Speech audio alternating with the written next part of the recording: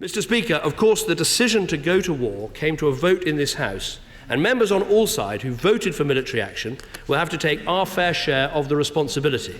We cannot turn the clock back, but we can ensure that lessons are learnt and acted on. Sending our brave troops onto the battlefield without the right equipment was unacceptable, and whatever else we learn from this conflict, we must all pledge this will never happen again. It would be wrong to conclude that we shouldn't stand with our American allies when our common security interests are threatened.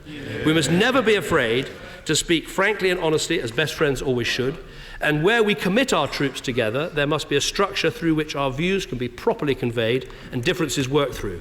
But it remains the case that Britain and America share the same fundamental values, and Britain has no greater friend or ally in the world than America. Many of the failures in this report were not directly about the conduct of armed forces as they went into Iraq, but rather the failures of planning before a shot was fired.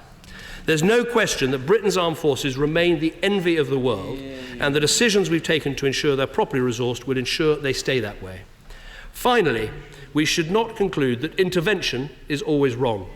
There are unquestionably times when it is right to intervene. We should not be naive to think that just because we have the best prepared plans in the real world, things can't go wrong. And equally, just because intervention is difficult, it doesn't mean that there are not times when it is right and necessary. Yes, Britain has and will continue to learn the lessons of this report, but as with our intervention against Daesh in Iraq and Syria today, Britain must not and will not shrink from its role on the world stage or fail to protect its people.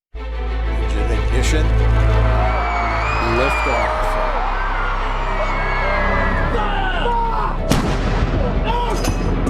If you don't represent women in politics,